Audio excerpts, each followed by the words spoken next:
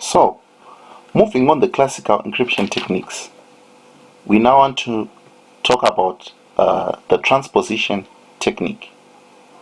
So now, on the transposition technique, you should consider the classical transposition or permutation cipher. So we're basically saying these hide the message by rearranging the letter order without actually altering the actual letters used, and can recognize this since they have the same frequency distribution as the original text.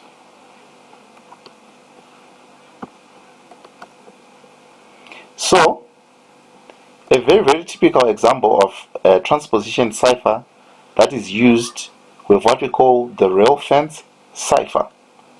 So, with the rail fence cipher, we're simply saying you write a message letters out diagonally over a number of rows, then read off the cipher row by row. For example,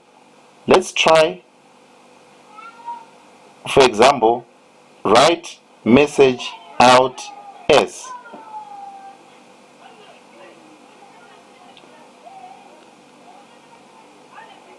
We have a message such as that given below, and it will give us a cipher text such as the one written below. So we're basically saying rail fence cipher is a more complex scheme, is to write a message in a rectangle row by row and read the message off column by column, but permute the order of the columns.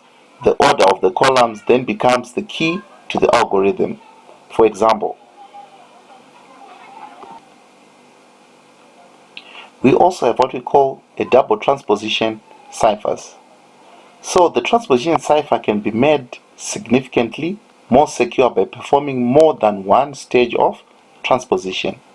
The result is a more complex permutation that is not easily reconstructed. Thus, if the foregoing message is re-encrypted using the same algorithm. We also have other cryptographic algorithms such as the data encryption standard, the triple data encryption standard, as well as the advanced encryption standard. So basically, the data encryption standard is one of the most popular symmetric encryption crypto systems that is ever used. This data encryption standard is 64-bit block size and has a 56-bit key. The data encryption standard was adopted by NIST in 1976 as a federal standard for encrypting non-classified information. We also have the triple DES, which was created to provide security far beyond data encryption standard. It is known as triple data encryption standard in the sense that you first of all encrypt, then you decrypt, then you encrypt it again.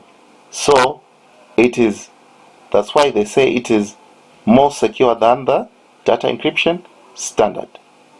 We also have the advanced encryption standard, which was developed to replace both the data encryption standard and the triple DES. The advanced encryption standard uses a bigger block size, and the key is actually longer than the data encryption standard.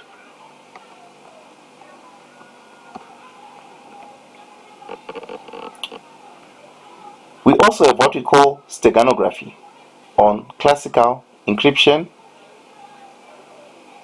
techniques. So, steganography is said to be an alternative to encryption, whereby we're simply saying it hides the existence of a message. So, steganography, you can have a stego image, a stego video, or a stego audio, whereby we're basically saying you can embed a message on a picture or on an image. You can also embed a message on an audio file. You can also embed a message on a video file. Like any other technique, steganography also has its own drawbacks, whereby we're saying there are high overhead to hide relatively few information bits. Advantage is it can obscure encryption use, in that in order for you to actually ascertain or to actually determine if a particular image or if a particular audio file has a message that is embedded to it, it's actually very, very difficult to it. So sometimes attackers or hackers first of all encrypt a particular message, then actually embed it on a particular image or video file before actually transmitting it. So steganography in that particular example becomes a secure way of sending or transmitting a particular message. We have what we call digital signatures. So basically, digital signatures are encrypted messages that can be mathematically proven to be authentic. You will discover that when you are performing data integrity, in most instances people use digital signatures as a way of proving if a particular message is authentic or not. It is also created in response to the rising need to verify information transferred using electronic system. And we are simply saying asymmetric encryption process is used to create digital signatures. We also have what we call digital certificates. So, digital certificates are simply electronic documents containing key value and identifying information about entity that controls the key. So, a digital signature attached to a certificate's container file to certify file is from entity it claims to be from. So, that's an example of a digital certificate that is there. So like what was saying, it can actually show on the properties, the protocol that was used, the type, the connection, the address, the size, as well as when and how it was created. It can also give you the certificate information, like who issued it, by who, and when it is actually valid or not. That's an example of a digital certificate. A digital certificate shows the version, the serial number, algorithm ID, the issuer name, the validity, subject name, subject public key information, issuer unique identifier, it can be optional. Subject unique identifier, it can also be optional. Extensions can be optional, as well as the certificate signature algorithm and the certificate signature. We also have what we call hybrid cryptographic systems. Except with digital certificates, pure asymmetric key encryption is not widely used. Asymmetric encryption more often used with symmetric key encryption, creating what we call a hybrid system. Diffie-Hellman key exchange method is the most common hybrid system that actually provides foundation for subsequent development in public key encryption. So,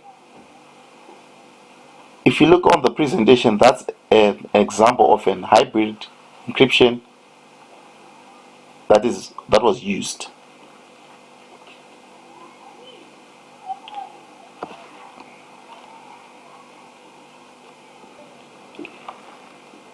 So, just a general overview of network security. Network security is a term that has a combination of two words, network and security. So a network is simply an interconnection of two or more computers that are actually connected together. Then security is a state of safetyness or being secure. So why do we need security? We need security to ensure that our systems and our infrastructure is kept or is protected from unauthorized access, from unauthorized manipulations, and in order to ensure that information is made available to legitimate or authorized users. So who is vulnerable? Almost everyone who is connected in the cyberspace is vulnerable. Why? Because we're simply saying hackers or attackers are constantly coming up with improved ways of accessing systems illegally. So as technology is evolving, you will discover that systems become more vulnerable. Why? Due to weaknesses maybe that might emanate from system patches, or they become vulnerable if we're not updating and upgrading our antiviruses.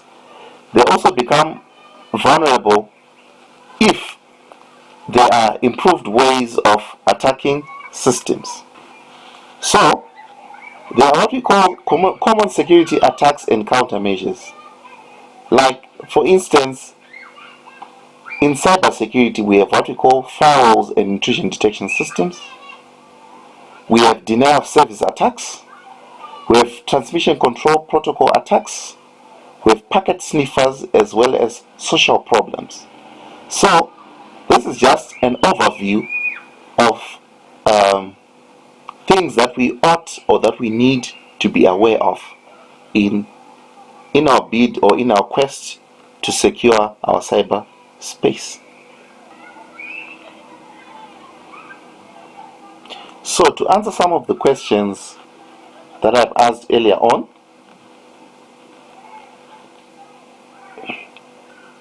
some of the answers you can actually obtain them when you scroll down the PPT. But for now, thank you very much for listening. For more demonstrations on how